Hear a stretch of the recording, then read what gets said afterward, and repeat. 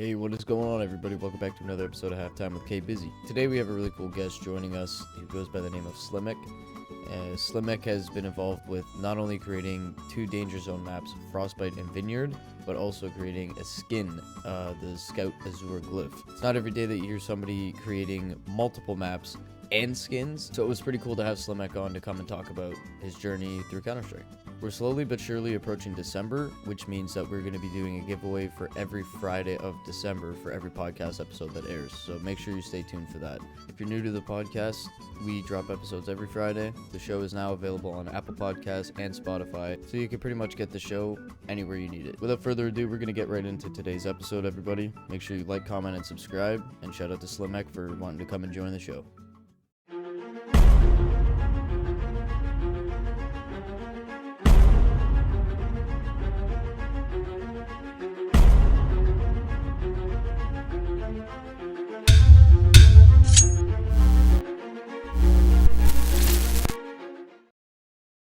Like around 2011 or 2012, I was in primary school and I had a friend over and he brought Minecraft and Counter-Strike 1.6 on a USB stick, and he copied it onto my computer and we played a little bit, and I thought it was cool. So after that, I mostly play Minecraft, but I did play 1.6 from time to time on some community servers. Okay. That's a pretty sweet gig, pulling up to school with the USB stick with Counter-Strike Yeah. on it. Yeah. In 2014, I believe, this time I was visiting my friend and he was playing CS:GO. I vividly remember him playing the map Insertion. Oh, yeah. Uh, and that was during Operation Breakout, I believe. So I got CS:GO like around that time, and not long after, I started experimenting in the level editor. Oh, wow. So that's how I started. So you started like map creating like fairly early then. Yeah. Wow, that's interesting. Were you into creating maps or levels for other games, or was this something that inspired you to start when you started playing Counter-Strike? But I would assume that Counter-Strike probably inspired you to start. Yeah, but I was kind of around computers from a very young age. Like, I would sit on my brother's lap or just hang around in the room and watch him play games. So I got my own laptop when I was 7, I think, and I made all kinds of creative things like music or art. I made stop motion videos with Oh, Lego. nice. Uh, yeah, and I was also fascinated by game development at the time, and I made simple point and click games. So those creative juices were always flowing in me, and I just kept finding new ways to unleash them, and that's pretty much how I got into mapping. That's so cool. Like you've always had this creative thing about you, and inevitably Counter-Strike brought it out of you, and you've for sure seen some success with it. So Mm-hmm. that's really cool that you've stuck with it and it's actually worked out for you. That's awesome. Yeah. So I wanted to talk about more of your creative parts in Counter-Strike. You've been a part of making some awesome Danger Zone maps. Would you be able to tell the people a bit about what projects you've worked on so far? Yeah, sure. So I released my first map in 2015, I believe. I worked on it for a little over a year. My mapping career per se didn't properly take off until the 2019 MapCore contest. And that's when I made my first real project, so to speak. It was 5v5 bomb defusal map called Bragov. I made it with Clicks. Okay. He's a good friend of mine, and in the end, it placed somewhere in the top 20, which for a first map, I guess wasn't a bad result. Yeah, that's really good. Yeah. Um, Later on, I worked on Orion, That was a wingman map for the 2020 wingman contest. I also made with clicks as well as Squid Ski. It offered a bit of a twist in the wingman game mode. First of all, it was hostage, so not typical, and it was set on a moon base, so there was low gravity. Oh, that's Uh, super cool. it finished second in the contest. Oh, wow. Uh, So you've seen like pretty good amount of success even in like these contests and stuff too, let alone getting them featured in the game. yeah, a bunch of maps from that contest actually were later added to the game, but ours sadly didn't. Uh, Most likely because of the theme being too outlandish for CS. Oh, that's a shame. Yeah, and later on, I worked on two maps which were, as you know, officially featured in the game: Frostbite and Vineyard. They were made in bigger teams because they were danger zone maps. Yeah, I was gonna Uh, mention like you have quite a team put together for both of those maps. I was gonna ask you like how do you find all of these people to work on one map together? Because I'm sure it's not an easy thing to. I'm sure it's hard to get one or two people to help you work on a map, let alone like almost 10 between two maps. I have to talk about how it all happened. So, myself and a bunch of other people from the Source Engine Discord, uh, we basically formed a tight knit group of friends on another private server, um, which, by the way, still exists to this day. And we often hang out and work with each other. This was in late 2019. One of them came up with the idea of doing a massive collaborative effort of splitting a map into chunks, and then each person would get to work on their own chunk, and later it would be combined together. Oh, And wow. at first it was probably going to be just a regular diffuse map, but I suggested, like, why don't we make a danger zone map? Like, this seems to be the perfect circumstances for such a map to be made, and everyone was kind of into this idea, you know. So the project grew and evolved, and um, at first we thought uh, we thought to make a map in an American city like Boston or Chicago, but we realized that wouldn't have been possible in Source One. That it it just wouldn't have worked. What were your like Um, limitations toward that? Just, like how many buildings in a map and like all of the entities and stuff like that? yeah, it just wouldn't be feasible at all. Oh, okay. The team roster changed a few times, and eventually we decided to set the map in a ski resort in the Alps, which is how it ended up at the end. But to be honest, I don't think at the time we fully understood what we signed up for, because a typical Counter-Strike map is about 4,000 by 4,000 units, hammer units. Hammer is the level editor for Source, uh, whereas a Danger Zone map is 16,000 by 16,000. Oh, So wow. four Significant four increase. times in both directions. It's much larger, and there are a bunch of implications that go with it, like not just the sheer amount of workload, but also being mindful of the engine limits, as I mentioned. Yeah, because you don't want it to be you don't want it to feature too many things to the point where you lag and stuff like that, right? Hmm. Gotcha. So I wanted to ask you a bit about Frostbite first. The Danger Zone map you played a role in for Operation Broken Fang, which must have been really cool to have it not only featured in Counter Strike but featured in an operation too.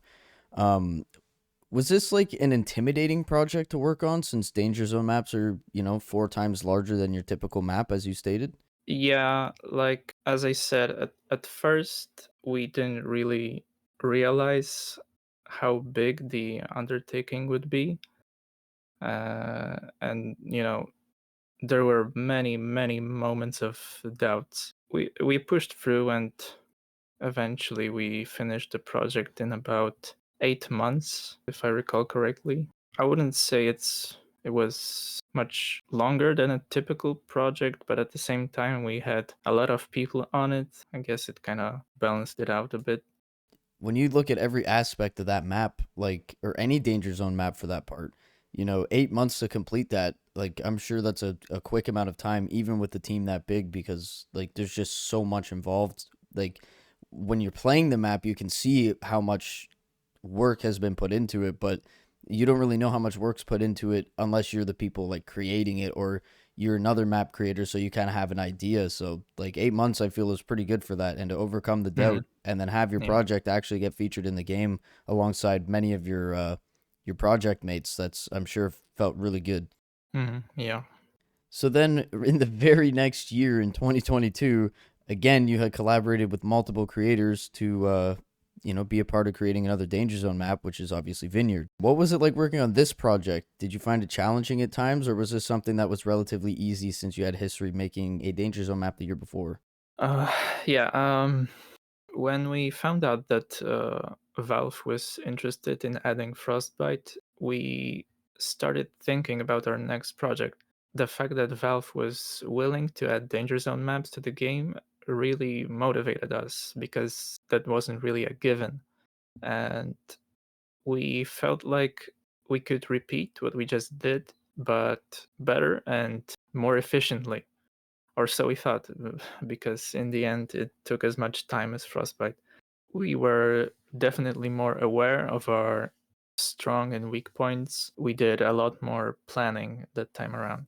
We still ran into issues. Of course, that's inevitable in any project, but um, overall, Vineyard turned out much better than Frostbite, at least in our eyes. I could only imagine the motivation levels when, you get your first map featured in the game. Like, sometimes people only get, whether it's a skin or a map or whatever, you only get one feature in the game, but to get not one but two features in 2 consecutive years, like, that has to feel amazing. So you spoke about a little bit about some of the challenges you guys faced. I was wondering, what kind of challenges were you guys facing with making a map so big like this? Were there ever any times where you or the team hits a wall and you're kind of stumped, or do you guys have good resolutions to the challenges since there's so many of you working on these projects? Yeah. So as I said, fighting the engine limits, random errors popping up, those were like a major challenge.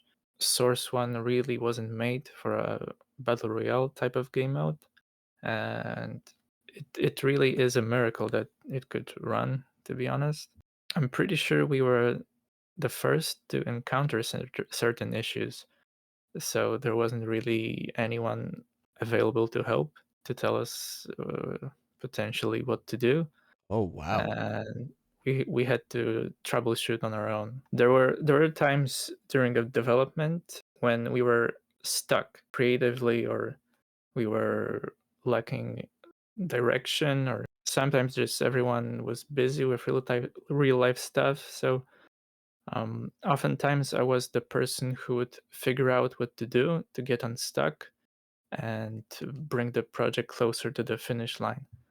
For Jeez. example, I would make to-do lists and like either do some of the work myself, or just tell others like, hey, this and this needs to be done. So let's do this. I couldn't imagine the stress levels with, running into a problem that you can't really find any research about. Like, I couldn't even imagine how you go about working around those kinds of roadblocks. That must have been pretty stressful. Fortunately, the CSGO code base was leaked a few years ago. That was a pretty helpful resource sometimes. Yeah, like for example, there was this issue where the map wouldn't compile, and two of the team members would stay up late at night trying to figure out what to do. Like with a map that size, you have lots of things that could go wrong. So they were just testing each individual part of the map, like hiding and unhiding it and seeing what specific object broke the map, you know? Okay. It was a pain. Well, at the end of the day, you guys got it done, and you've had success not once but twice. Mm. So good for you guys for that. Also, I've heard from other people who have also made DZ maps, or at least attempted to make one. The workload required to finish such a big project was way too big for them to handle, and they got burnt out. So I think you either need to be very disciplined, have a good work ethic, or just throw more people at the problem like we did. And I think it worked out pretty well for us. Yeah, for sure. But from my point of view and the community's point of view, it definitely did. So ultimately, the goal of any creator in the community workshop, whether it be skins or maps or whatever, obviously the goal is you want your project submitted and approved and shipped into the game. But did you guys ever expect Valve to notice your work and pick not one but multiple creations that you were a part of to get shipped into the game? Yes and no. I mean, we started Frostbite before Jungle was added to the game. So Jungle was the first community made Danger Zone map that was featured in the game. And after Jungle was added, there was certainly extra motivation within the team, but at the same time, uncertain if Valve would ever add another one because the reception of Jungle was, I wouldn't say negative, but it was controversial, I would say. So we just weren't sure if they would ever add another one. What was so And controversial about it, if you don't mind me asking? I'm not sure if I can talk about this Oh, okay. publicly. That's fine. I don't want to. I'm not trying to, impede on privacy stuff. We could just skip over it. Uh, so later on, Jungle was eventually removed, and in that same update, there was a string for the data mining people that said DZ Frostbite, and that was like a few weeks after we had originally released the map on the workshop. But at the time, Valve didn't contact us in any way, so we were surprised. Like, what does this mean? Like, are they going to add our map? We didn't know, and we were just confused for a couple of months, I would say. Like, let me see. I think it was in June when the string popped up, and we only got the email in October. Oh wow, so that was much later then. Yeah, Did that put any kind of like discomfort with you guys? Like, did you feel a little bit less motivated, or did you guys feel a certain way about that? I'm sure you must have a little bit. yeah. When the string popped up, we already had planned a bunch of stuff for the map. Like, we weren't completely happy with how it turned out. Like, there were a lot of copy pasted buildings and such because we were just fooling around at first. We weren't as experienced as we were in, say, Vineyard, for example. Okay.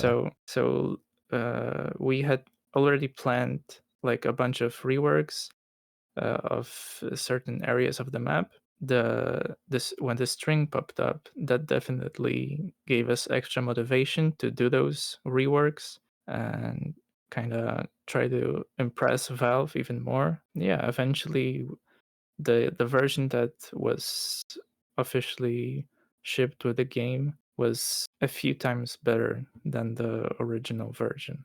So for sure, people know you for your huge efforts in mapping with Frostbite and Vineyard, but you're also the creator of the Azure skin for the Scout that was introduced in the Anubis collection back in April of 2023. This skin features Egyptian hieroglyphs, which overall gives a great impression of the whole Anubis theme. I wanted to ask you what your inspirations were for making this type of skin. We made the skin with the collection in mind, actually. There were rumors that they were going to do this collection, and at the time, Anubis was already added into the active duty pool. We knew that eventually they had to release a skin collection because of the souvenir packages. Okay. So made a skin, and our inspiration was unsurprisingly the map itself, as well as some real Egyptian artworks. I made the skin with Clicks. He's a long-time contributor of mine. You guys have quite some So history together by the sounds of it. yeah, yeah. That's awesome. He mostly worked on the execution, and I gave him some ideas, and later I brought his work into the engine and made sure it looked as well as it could, because CSGO used a more primitive lighting model.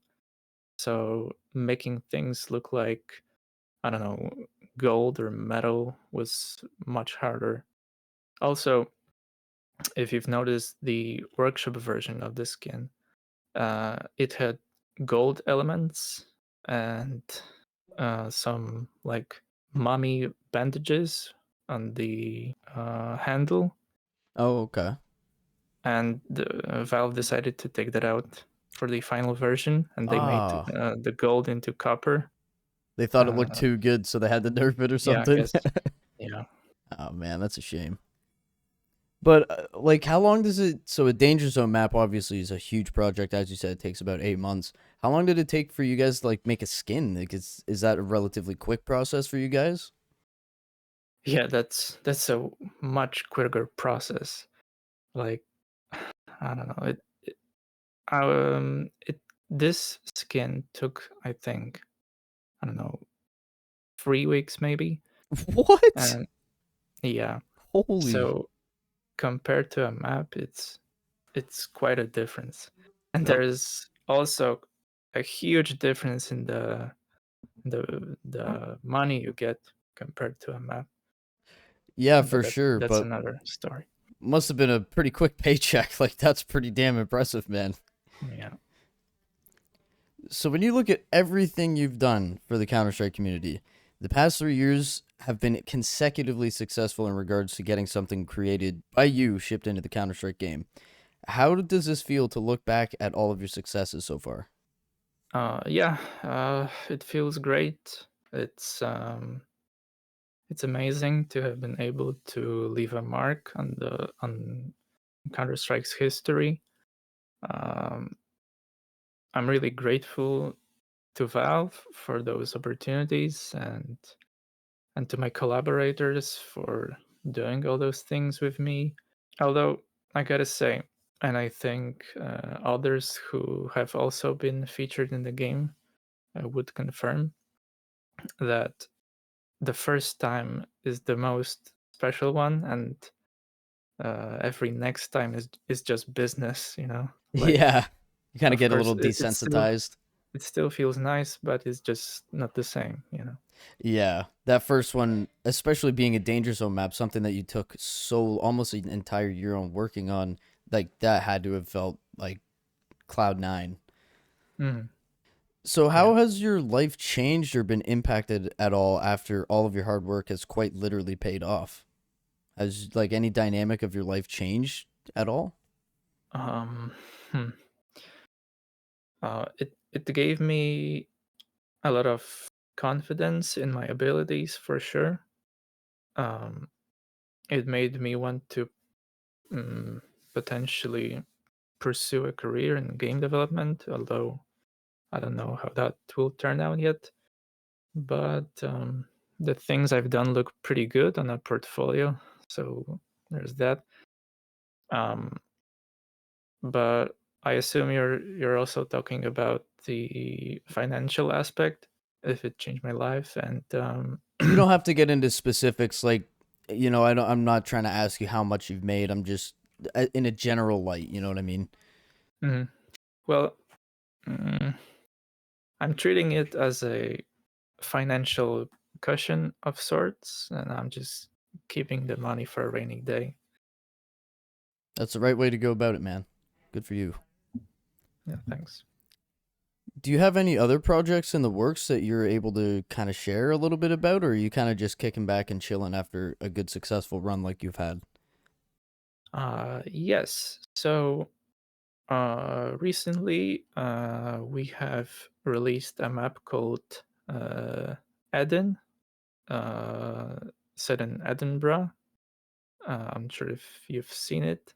It's on the workshop. And I worked on that one with clicks again, as well as peak. Um, Also, right now there's a contest going on. Mapcore and Faceit are running the Big Adventures contest, Yes, that's and right.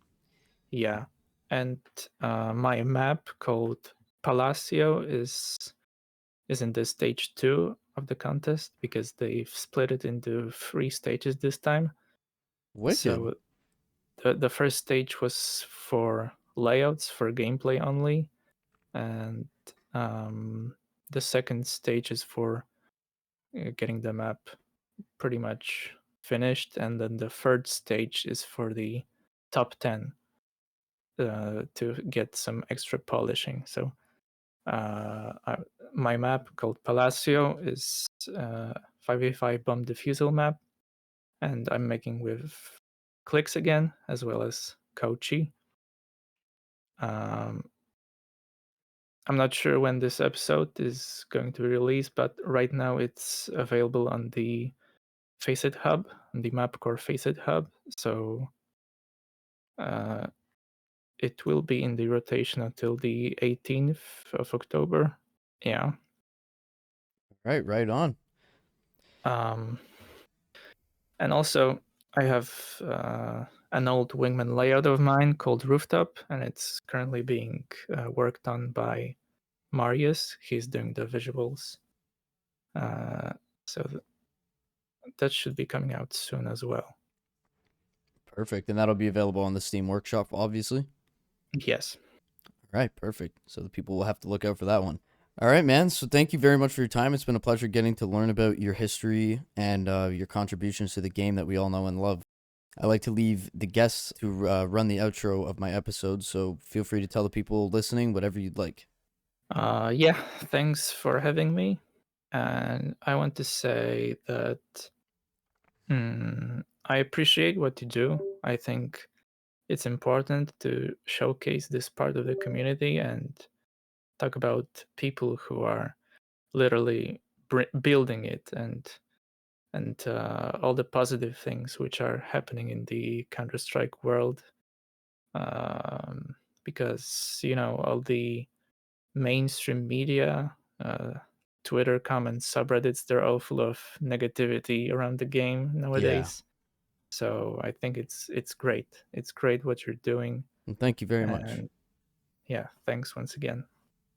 Yeah, for sure, man. It's people like you and your team that you work with that, bring this game to new heights. You know what I mean? Valve provides the platform to involve the community, and it's people like you that help take it to that next level, and you probably inspire other people, and they get submissions in the game, and then they inspire other people, and then it's just a domino effect. So it's a really cool thing. And yeah, I'm glad to have a guy such as yourself who's done quite a lot in the community on the show. So thank you. Yeah, thanks. I appreciate it. All right, everybody, and there you have it. That is the Slimek episode. Pretty cool story and very interesting to get to hear someone who's worked on big teams for big maps. A danger zone map is not an easy thing to make because they're just so much bigger than your classic Counter-Strike map.